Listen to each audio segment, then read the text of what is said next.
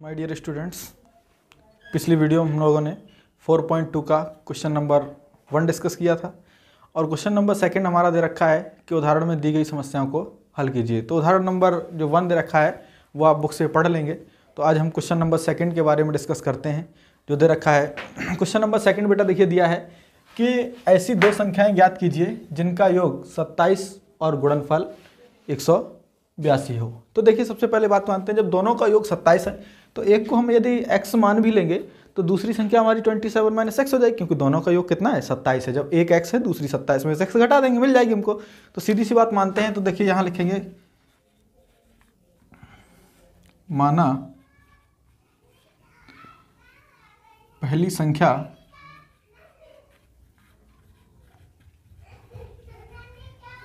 बराबर में x, तो दूसरी संख्या हो जाएगी हमारी,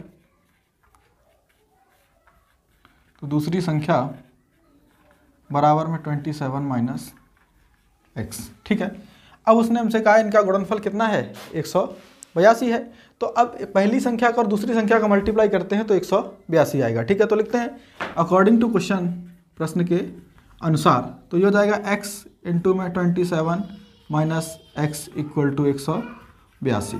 तो देखिए बेटा x का मल्टीप्लाई करेंगे तो x का मल्टीप्लाई जब 27 में करेंगे तो ये आ जाएगा 27x, और x का x में करेंगे तो प्लस और माइनस माइनस आएगा, x का x में करेंगे तो ये हो जाएगा x स्क्वायर इक्वल टू में 182। 182 को इधर लाएंगे तो हमारा माइनस का हो जाएगा, तो ये हो जाएगा 27x माइनस में x स्क्वायर माइनस में 182 इक्वल टू 0। अब देखिए बेटा यहाँ से फैक्टर करने में आपको प्रॉब्लम हो तो माइनस कॉमन ले सकते हैं, तो माइनस कॉमन ले लेंगे, माइनस का 1 और ये आ जाएगा हमारा x स्क्वायर प्लस का 27, हमारा जो प्लस का है वो माइनस का हो जाएगा, और ये हमारा प्लस का 182 इक्वल टू 0। इस 1 को इधर पहुँचा दो तो ये 0 हो जाएगा, डिवाइड करेंगे 0 में, तो ये आ जाएगा हमारा x स्क्वायर माइनस में 27x और प्लस में 182 इक्वल टू 0। अब देखिए बेटा इसके फैक्टर करते हैं तो ये हो जाएगा x स्क्वायर माइनस में 27x और प्लस का 182 इक्वल टू 0।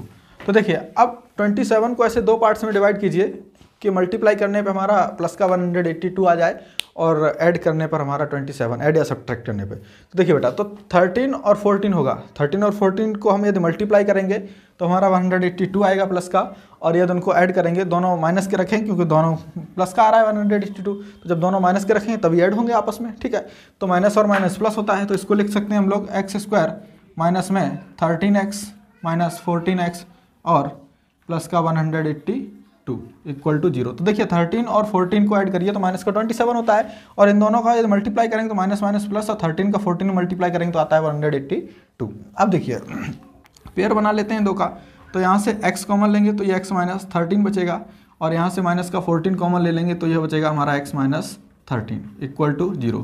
तो देखिए x माइनस 13 कॉमन आ जाएगा यहाँ से, तो x माइनस 13 कॉमन ले लेंगे तो ये बचेगा हमारा x माइनस 14 इक्वल टू 0। तो देखिए अब इसको हम लिखते हैं 0 के बराबर रखेंगे तो x माइनस 13 इक्वल टू 0, और ये हो जाएगा x माइनस 14 इक्वल टू 0। ठीक है, तो एक x बराबर 13 आ जाएगा, दूसरा आ जाएगा x बराबर 14। ठीक है, तो पहली संख्या हमारी निकल के आई 13, और अब यदि पहली संख्या 13 मानेंगे तो दूसरी संख्या में 27 में से घटानी पड़ेगी तो वो 14 आएगी। यदि पहली संख्या 14 मानेंगे तो दूसरी हमारी 13 आएगी। बात समझ में आए? तो देखिए लिखते हैं पहली संख्या बराबर, पहली संख्या जब 13 मानेंगे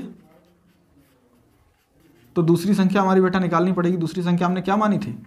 दूसरी संख्या बराबर 27 माइनस में x, तो ये हो जाएगा 27 माइनस में 13 बराबर ये आ जाएगा हमारा 14। ऐसे ही सेम इसी प्रकार आप यदि 14 को मानेंगे तो दूसरी संख्या हमारी कितनी निकल के आएगी?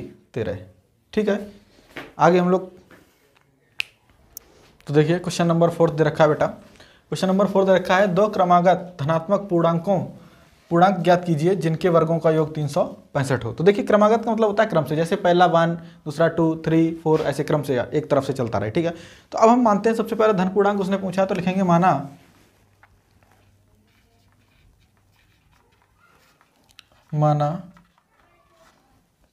प्रथम धन पूर्णांक बराबर में x। ठीक है, तो जब पहला x है तो हमारा दूसरा क्या हो जाएगा? x प्लस 1 हो जाएगा, उसमें प्लस 1 ऐड कर देते हैं तो लिखेंगे दूसरा धन पूर्णांक बराबर x प्लस 1 हो जाएगा। अब उसने कहा है तो उसने कहा जिनके वर्गों का योग कितना है 365 है, तो इसका स्क्वायर करेंगे और इसका स्क्वायर, दोनों को ऐड करने पर कितना उसने दे रखा है क्वेश्चन में 365। तो देखिए बेटा इसको सॉल्व करते हैं, तो लिखेंगे अकॉर्डिंग टू क्वेश्चन मतलब प्रश्न के अनुसार। तो ये हो जाएगा हमारा X square plus x plus 1 का होल स्क्वायर इक्वल टू ये हमारा हो जाएगा 365। ठीक है, तो अब इसको होल स्क्वायर ओपन करते हैं, तो ये एक्स स्क्वायर प्लस 1 प्लस में 2x और इक्वल टू में 365। यहाँ बेटा a प्लस बी का होल स्क्वायर वाला फॉर्मूला लगा दिया, a square plus B square plus में 2ab। तो अब देखिए एक्स स्क्वायर पावर सेम है, ऐड हो जाएगा, तो इसका कोफिशिएंट 1 और इसका 1, तो ये हो जाएगा हमारा 2x स्क्वायर प्लस इसको इधर लिख लो, दूसरा कोई है नहीं इसके सेम पावर में, प्लस 1 और 365 को इधर लाएंगे तो ये माइनस का 365 इक्वल टू 0। तो ये हो जाएगा 2x स्क्वायर प्लस में 2x और ये माइनस में 364 इक्वल टू 0। तो देखिए बेटा 2 कॉमन आ रहा है, तो 2 कॉमन ले लेते हैं, तो ये हो जाएगा 2 कॉमन लेने के बाद एक्स स्क्वायर प्लस में x और यहाँ से 2 का कॉमन लेंगे तो यहाँ बचेगा 182 इक्वल टू 0। 2 इधर पहुँचा दो बेटा, डिवाइड में पहुँच जाएंगे, तो ये आ जाएगा हमारा X square plus X minus 182 equal to 0। ठीक, देखिए बेटा, तो अब इसको हम सॉल्व करते हैं, तो यहाँ इसका फैक्टर देखिए वही सेम बन गया अभी जो हमने किया था। अब यहाँ क्या है, केवल 1 लाना है और यहाँ माइनस का 182 है। तो अब देखिए 13 और 14 का 13 इंटू 14 आप मल्टीप्लाई करके देखिए तो 182 होता है, लेकिन अभी यहाँ 27 लाना था, अब हमको 1 लाना है, तो 1 किसका लाना है, प्लस का। तो एक काम करते हैं, इसको प्लस का रख लेते हैं, इसको माइनस का कर लेंगे, तो ये घटेगा तो हमारा कितना आ जाएगा, प्लस का 1। देखिए इसको लिखेंगे x square plus 14x minus 13x और माइनस में 182 इक्वल टू 0। तो देखिए बेटा अब यहाँ से x कॉमन लेंगे और यहाँ से माइनस का 13, तो यहाँ से x कॉमन ले लेंगे तो ये हो जाएगा x प्लस में 14 और यहाँ से माइनस 13 कॉमन निकालेंगे तभी दोनों प्लस के बचेंगे, यहाँ दोनों प्लस के हैं, तो माइनस 13 कॉमन लेने पर बचेगा यहाँ x प्लस 14 इक्वल टू 0। तो x प्लस 14 कॉमन ले लेंगे तो ये रह जाएगा हमारा x माइनस 13 इक्वल टू 0। अब इनको 0 के इक्वल रखते हैं दोनों को, तो x प्लस 14 इक्वल टू 0 और ये x माइनस 13 इक्वल टू 0। तो ये इसको 14 को उधर ले जाएंगे तो ये माइनस का हो जाएगा, तो ये हो जाएगा x इक्वल टू माइनस में 14 और ये हो जाएगा x इक्वल टू प्लस का 13। तो ये तो x की वैल्यू नहीं हो सकती क्योंकि उसने एक धन पूर्णांक पूछ लिया है। क्या पूछा है, धन पूर्णांक ज्ञात कीजिए, तो ये तो नेगेटिव नंबर है, तो धन पूर्णांक पहला हमारा कितना हुआ 13, तो दूसरा हमने क्या माना है, तो दूसरा धन पूर्णांक हमने माना है बेटा x प्लस 1। तो पहला x हमारा कितना है 13, तो x की वैल्यू रखेंगे 13 प्लस 1 इक्वल टू 14। तो दूसरा धन पूर्णांक भी हमारा कितना आ गया 14, तो पहला 13 है और दूसरा 14 है। तो देखिए स्टूडेंट्स क्वेश्चन नंबर आपके सामने ये 5 लिखा हुआ है, तो इसको आप डिस्कस करते हैं। तो ये रखा है एक समकोण त्रिभुज की ऊंचाई इसके आधार से 7 सेंटीमीटर कम है, यदि कर्ण 13 सेंटीमीटर का हो तो अन्य 2 भुजाएं ज्ञात कीजिए। तो देखिए बेटा उसने किसको कम दिया है, आधार से 7 सेंटीमीटर कम है इसकी क्या ऊंचाई, तो सबसे पहले आधार को मानना पड़ेगा तभी तो उसमें 7 कम कर पाएंगे। तो लिखते हैं माना समकोण त्रिभुज का आधार बराबर x सेंटीमीटर। ठीक है, त्रिभुज का आधार x मान लिया तो इसकी ऊंचाई बेटा हो जाएगी हमारी, तो इसकी ऊंचाई हो जाएगी x माइनस 7 सेंटीमीटर। उसने खुद कह दिया है कि ये 7 सेंटीमीटर कम है। ठीक है, और उसका कर्ण कितना दे दिया बेटा, कर्ण कितना है 13 सेंटीमीटर। तो अब हम जानते हैं कि एक रिलेशन होता है इन तीनों भुजाओं में कि कर्ण का स्क्वायर बराबर लंब का स्क्वायर प्लस आधार का स्क्वायर। ठीक, देखिए उस रिलेशन को लगाते हैं, सॉल्व रखते हैं यहाँ, तो कर्ण का स्क्वायर इक्वल टू लंब का स्क्वायर और प्लस में आधार का स्क्वायर। तो कर्ण हमारा 13 है, 13 का स्क्वायर इक्वल टू लंब हमने ऊंचाई किसको माना है x माइनस 7 का स्क्वायर और प्लस आधार हमारा x है। तो इसको सॉल्व करते हैं, तो 13 का स्क्वायर होता है 169 इक्वल टू यहाँ a माइनस बी का होल स्क्वायर वाला फॉर्मूला लगेगा, तो a माइनस बी का होल स्क्वायर होता है हमारा a square plus B square और माइनस में 2ab, a की वैल्यू x और b की वैल्यू 7, तो ये हो जाएगा हमारा एक्स स्क्वायर प्लस 7 का स्क्वायर करेंगे 49 आएगा, माइनस 2 इंटू ए की वैल्यू x और b की वैल्यू 7 प्लस में x का स्क्वायर करेंगे x स्क्वायर हो जाएगा। अब देखिए बेटा इसको सॉल्व करेंगे तो यहाँ एक्स स्क्वायर और एक्स स्क्वायर ऐड हो जाएगा, तो 169 इक्वल टू ये हो जाएगा हमारा कितना 2x स्क्वायर, और ये हमारा प्लस में 49 माइनस में ये हो जाएगा 14x। इनको इधर ले आओ ट्रांसफ़र करके, तो ये हो जाएगा हमारा कितना माइनस में 2x स्क्वायर माइनस का 49 प्लस में 14x और प्लस का 169 इक्वल टू 0। तो देखिए 49 और 169 ऐड हो जाएंगे, ये प्लस का है और ये माइनस का, तो घटा देते हैं, तो ये माइनस में 2x स्क्वायर और ये माइनस करेंगे तो ये प्लस के 14x लिख लेते हैं। अब इसको घटाओ तो 9 में से 9 माइनस करेंगे तो हमारा प्लस का 0 और 4 में से 6 में से 4 जाएगा तो 2 और यहाँ 1, ठीक है।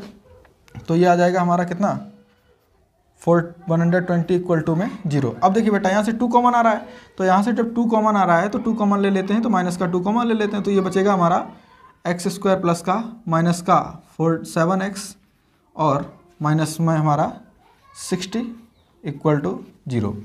2 का इधर डिवाइड करेंगे तो ये 0 हो जाएगा, एक्स स्क्वायर माइनस में 7x और माइनस 60 इक्वल टू 0। देखिए बेटा अभी हमारा द्विघात समीकरण बन गया। अब इसको हम सॉल्व करेंगे, इसके गुणनखंड करते हैं। तो ये दे रखा है द्विघात समीकरण 12x² माइनस में 7x माइनस 60 इक्वल टू 0। तो अब इसके -7 को ऐसे दो पार्ट्स में तोड़िए कि मल्टीप्लाई करने पर माइनस का 60 आ जाए और प्लस करने पर माइनस का 7, तो 12 5 जा 60 होते हैं। 12 में से 5 को माइनस कर दिया जाए तो 7 बचता है। अब यहाँ बात यह है कि 7 किसका है, माइनस का है, तो 12 हम माइनस का रखेंगे और 5 प्लस का, तभी तो घटेगा। तो सीधी बात यह है, तो अब इसको लिखते हैं एक्स स्क्वायर माइनस में 12x प्लस में 5x माइनस 60 इक्वल टू 0। तो पेयर बना लेते हैं, यहाँ से x कॉमन ले लेंगे बेटा, तो ये x माइनस 12 बचेगा और यहाँ से प्लस का 5 कॉमन लेंगे तो ये x माइनस में 12 equal to 0। x minus 12 common ले लेते हैं यहाँ से, तो x माइनस 12 कॉमन ले लेंगे और ये बचेगा x प्लस 5 इक्वल टू 0। अब इनको 0 के इक्वल रखते हैं, तो देखिए तो ये हो जाएगा x माइनस 12 इक्वल टू 0 और x प्लस 5 इक्वल टू 0। तो x इक्वल टू ये 12 हो जाएगा और ये हो जाएगा x इक्वल टू माइनस का 5। तो x की ये वैल्यू कभी भी नहीं आएगी क्योंकि दूरी कभी किसी की लंबाई कभी नेगेटिव नहीं होती, ठीक। देखिए अब x बराबर 12, हमारा आधार कितना आ गया 12 सेंटीमीटर आ गया।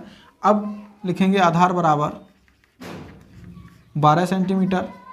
तो आधार जब 12 आ गया तो ऊंचाई निकाल लेते हैं, तो ऊंचाई हमारी कितनी दे रखी है, x माइनस में 7 मानी है, तो ये हो जाएगा 12 माइनस 7 इक्वल टू 5 सेंटीमीटर, ठीक है। तो देखिए स्टूडेंट्स, ये क्वेश्चन नंबर 6 दे रखा है कि एक कुटीर उद्योग एक दिन में कुछ बर्तनों का निर्माण करता है। एक विशेष दिन यह देखा गया कि प्रत्येक नग की निर्माण लागत रुपए में उस दिन के निर्माण किए गए बर्तनों की संख्या के दुगने से 3 अधिक थी। निर्माण किए गए बर्तनों की संख्या से दुगने से 3 अधिक थी। यदि उस दिन की कुल निर्माण लागत 90 रुपये थी तो निर्मित बर्तनों की संख्या और प्रत्येक नग की लागत ज्ञात कीजिए। तो देखिए बेटा, सबसे पहले हम बात करते हैं कि उसके बर्तनों की, उसने ये कहा है कि दिए उस दिन निर्माण किए गए बर्तनों की संख्या से दुगने से अधिक थी। तो किससे दुगने से अधिक थी, बर्तनों की संख्या से। तो सबसे पहले संख्या को मानते हैं, तो लिखेंगे माना निर्माण किए गए बर्तनों की संख्या बराबर x है। अब उसने कहा है उसकी नग की निर्माण लागत है वो उसके बर्तनों की संख्या से के दुगने से 3 अधिक थी। तो अब उसकी निर्माण की लागत लिख लेते हैं, तो लिखेंगे नग की निर्माण लागत बराबर ये हो जाएगी हमारी बेटा 2x उसके दोगुने से, तो दोगुना 2x हो जाएगा और 3 अधिक तो कितना हो जाएगा 2x प्लस 3। अब देखिए बेटा, अब इसको सॉल्व करते हैं। तो उसने कहा है कि तब कुल निर्माण लागत कितनी थी 90 रुपये, तो उस दिन की कुल निर्माण लागत थी 90 रुपये। तो लिखेंगे अकॉर्डिंग टू क्वेश्चन, ठीक है। तो बर्तनों की संख्या x थी तो उसकी निर्माण लागत थी इस 2x प्लस 3, तो कुल लागत कितनी थी 90 रुपये। तो एक की नग की लागत ये है और बर्तनों की संख्या इतनी, दोनों को मल्टीप्लाई करेंगे तो हमें कितने रुपए देने पड़ते हैं उसके 90 रुपये, ठीक है। तो लिखेंगे according to question x into में 2x प्लस 3 इक्वल टू 90। देखिए क्वेश्चन इस तरह से है कि यदि एक कि ये एक वस्तु की कीमत दे रखी है ये, ठीक है, एक नग की कीमत, और नगों की संख्या है वो x है, तो दोनों का मल्टीप्लाई करेंगे तो बेटा कितना हो जाता है 90 रुपीज़ आता है। ठीक, देखिए तो अब इसको मल्टीप्लाई करो तो ये हो जाएगा 2x² प्लस में 3x, और इस 90 को इधर ले आएंगे तो ये माइनस का 90 इक्वल टू 0।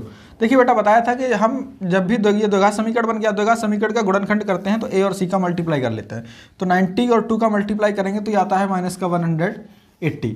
अब हमको ऐसा नंबर, इस 3 को 2 पार्ट्स में ऐसे डिवाइड करना है कि मल्टीप्लाई करने पर माइनस का 180 आए और ऐड करने पर 3, तो वो होता है बेटा हमारा। अब इसको फैक्टर करके भी आप देख सकते हैं, नहीं तो हमको पता है तो वो 12 और 15 होता है, 12 और 15 होता है। तो अब 15 हमको किसका रखना है, प्लस का रखना है, क्यों 3 बचेगा 12 में से, जब 15 में से 12 को माइनस करेंगे तो प्लस का 3 बचेगा, तो 15 हमको प्लस का रखना है और 12 हमको माइनस का। तो देखिए इसको सॉल्व करते हैं तो ये हो जाएगा 2x² प्लस में 15x माइनस 12x और माइनस 90 इक्वल टू 0। तो पेयर बना लेते हैं। देखिए यहाँ से कितना कॉमन आएगा, केवल x कॉमन आएगा, तो ये बचेगा हमारा कितना 2x और प्लस में 15, और यहाँ से बेटा देखिए कितना कॉमन आ जाएगा माइनस का 6, क्योंकि ये दोनों हमको प्लस का लाना है और यहाँ 2 भी लाना, तो 2 को जब बचना चाहिए तो 6 कॉमन लेंगे, तो 6 कॉमन ले लेते हैं, तो यहाँ बचेगा 2x और यहाँ प्लस में 15 इक्वल टू 0। तो देखिए बेटा 2x प्लस 15 कॉमन ले लेते हैं, तो ये हो जाएगा 2x प्लस 15 एक ब्रैकेट में आ जाएगा, शेष बचेगा वो लिख देंगे x माइनस 6 इक्वल टू 0। अब इन दोनों को 0 के इक्वल रख लो, तो ये x माइनस 6 इक्वल टू 0 और 2x प्लस 15 इक्वल टू 0। तो ये 6 को उधर पहुँचा तो बेटा ये 6 प्लस का हो जाएगा, x बराबर कितना आ जाएगा 6, और ये आ जाएगा हमारा 2x इक्वल टू माइनस में 15 हो जाएगा, और ये x बराबर आ जाएगा हमारा 15/2। तो x की वैल्यू ये नहीं आएगी, क्योंकि बेटा ये निर्माण किए गए बर्तनों की संख्या है। ठीक है, कोई भी संख्या जब की चीज़ बनाते हैं तो नेगेटिव में नहीं जाएगी, ठीक है, वो हमेशा कुछ ना कुछ तो बनेगी, या 1 बने या 2 बने, तो इसलिए ये x की वैल्यू नहीं आएगी। तो x बराबर कितने बर्तन बनेगी, बर्तनों की संख्या कितनी होगी 6। ठीक है, अब उसके नग की, प्रत्येक नग की लागत निकाल लेते हैं। तो बेटा देखो, तो लिखेंगे नग की निर्माण